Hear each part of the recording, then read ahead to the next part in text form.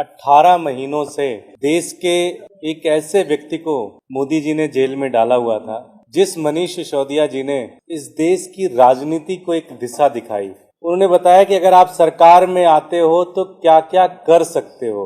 लाखों ऐसे बच्चे जिनके माँ बाप 10,000 रुपए 12,000 रुपए कमाते हैं, रेडी लगाते हैं, और जिनके बच्चे प्राइवेट स्कूलों में नहीं जा सकते, उनके बच्चों के लिए जो सरकारी स्कूल्स बने हुए हैं दिल्ली के अंदर, उसको सिर्फ सुधारा नहीं बल्कि उसको वर्ल्ड क्लास बनाया। आज उसी का सबूत है कि देश के प्राइवेट स्कूलों से लोगों ने अपने नाम कटवा कटवा कर सरकारी स्कूलों के अंदर नाम लिखवाना स्टार्ट किया। वो मनीष सिसोदिया जी जो सुबह 5:30 बजे उठ के पूरा दिन एक एक स्कूल पूरी दिल्ली के घूमते थे, उस जैसे पवित्र व्यक्ति को 17 से 18 महीने तक बिना किसी सबूत के, एक कोरे कागज का भी कोई सबूत के बिना उनको जेल के अंदर डाला था इस देश के प्रधानमंत्री मोदी जी ने। बहुत गलत है, बहुत घटिया हरकत है। हम डे वन से कहते थे कि इस केस में कुछ नहीं है, कोई सबूत नहीं है, कोई कुछ नहीं है, एक दिन भी ये केस नहीं टिकेगा।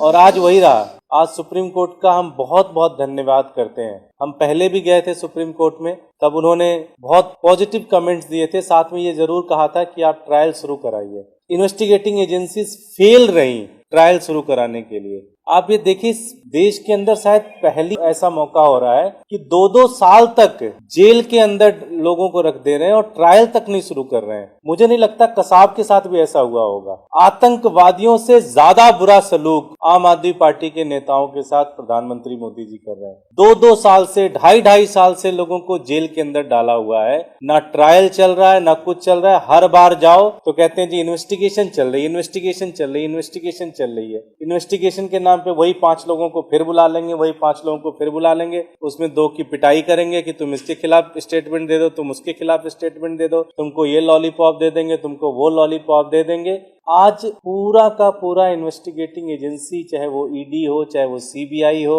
चाहे इस देश के प्रधानमंत्री हो, पूरी तरह से एक्सपोज हो गए हैं। मैं सुप्रीम कोर्ट के सारे जजेस का बहुत धन्यवाद करूंगा जिन्होंने हिम्मत की, जिन्होंने जुर्रत की इस तानाशाही के खिलाफ खड़े होने की। मैं बहुत बहुत धन्यवाद करूंगा उनका। और जो ये फर्जी डिपार्टमेंट्स बनाए गए हैं इन्वेस्टिगेशन के नाम पे, जिनका सिर्फ एक काम है, जो एक तरीके से ब्लैकमेल करते हैं, जो मैं कहूं सुपारी किलिंग का काम जो ये करते हैं पूरी तरह से। प्रधानमंत्री ने आदेश दे दिया कि इस आदमी को उठाना है, तो उसको पहले उठा लेंगे, केस बाद में बनाते हैं कि कौन सा केस बनाना है, कैसा केस बनाना है। इस तरह की इन्वेस्टिगेशन, इस तरह की एजेंसीज बंद होनी चाहिए इस देश के अंदर। ये बहुत ही घटिया काम है। दिल्ली को 2 साल 2.5 साल पीछे ढकेला इन लोगों ने। आज बहुत सारे काम, बहुत सारे प्रोजेक्ट रोके इन लोगों ने, सिर्फ और सिर्फ इसलिए कि एक अरविंद केजरीवाल जी से नफरत है। एक आम आदमी पार्टी जो एक होप बन रही है इस पूरे देश के लिए, उसको खत्म किया जाए। इस देश के अंदर एक जो नई राजनीति की बात हो रही है, लोग काम के ऊपर गवर्नेंस की बात कर रहे हैं, उस राजनीति को खत्म किया जाए। उसके लिए इतना बड़ा षड्यंत्र बनाकर इन लोगों ने एक छोटी सी पार्टी को, जो मात्र दिल्ली जुमा अभी कुछ दिन हुए इस पार्टी को बने हुए, उसको खत्म करने के लिए इतनी बड़ी एजेंसीज को बनाकर और इस तरह के फर्जी केसेस करके हमारे नेताओं को जेल में डाला गया है।